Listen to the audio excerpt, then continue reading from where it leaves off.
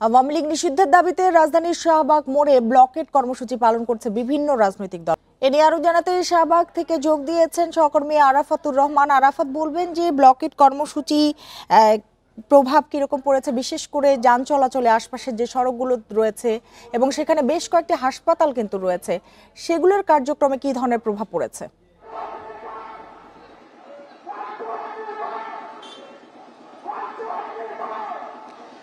আমরা আগের জায়গায় অর্থাৎ বাংলাদেশ মেডিকেলের পাশে যে ফুট ওভার ব্রিজটি আছে সেখানেই আছি। আবার আমরা যদি এখন আপনাদের দেখাতে চাই যে সকাল 8টা থেকে শুরু করে 6 থেকে 7 ঘন্টা প্রচন্ড রোদের ভেতর এই যে আন্দোলনকারীরা আছে সেই আন্দোলনকারীরা এই আন্দোলন চালিয়ে যাচ্ছে। এবং এখানে সর্বশেষ গত আধা ঘন্টা আগে জনতার দলের ব্যানারে কিছু নেতাকর্মী এখানে এসেছিলেন, তবে তারা আধা ঘন্টা এখানে থেকে পরে আবার যে রাস্তায় এসেছিলেন অর্থাৎ ইন্টারকন্টিনেন্টাল হয়ে শাহবাগে এসেছিলেন, আবার তারা সেই রাস্তায় ফিরে গেছেন। আর এখনো পর্যন্ত সকাল 8টার পর থেকে এখানে চারদিকেই বন্ধ রয়েছে, অর্থাৎ শাহবাগ থানার সামনে একটি ব্লকেট রয়েছে, সেখানে এই যে লোহার গ্রিল দিয়ে আটকানো আছে, ঠিক শিশু পার্কের সামনের অংশে আটকানো আছে, এবং বারডেম হাসপাতাল এবং বাংলাদেশ মেডিকেলের মাঝামাঝি জায়গা আটকানো আছে। আর এই যে শাহবাগের যে ওষুধের দোকান, সেই ওষুধের দোকানে এই দিকেও আটকানো আছে।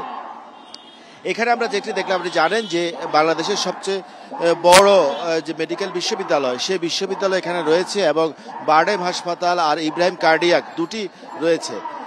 আমরা একটু আগে একজন ইব্রাহিম কার্ডিয়াকের একজন রোগীকে দেখেছিলাম, যিনি স্ট্রোকে আক্রান্ত হয়ে একদিকে অবশ হয়ে আছেন, প্যারালাইজড আছেন। ওনাকে আসলে হেঁটেই এই রাস্তা পার হয়ে তারপরে যেতে হয়েছে। সেই কারণে কিছু সমস্যা সাধারণ মানুষ এবং চিকিৎসা ব্যবস্থায় কিছু হচ্ছে।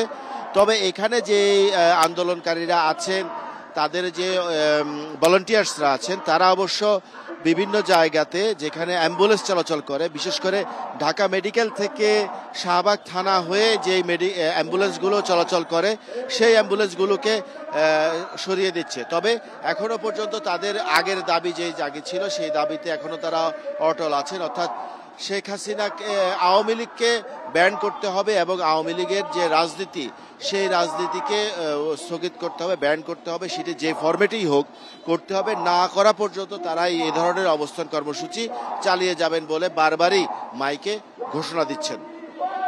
হচ্ছিল সহকর্মী আরাফাতুর রহমানের সাথে।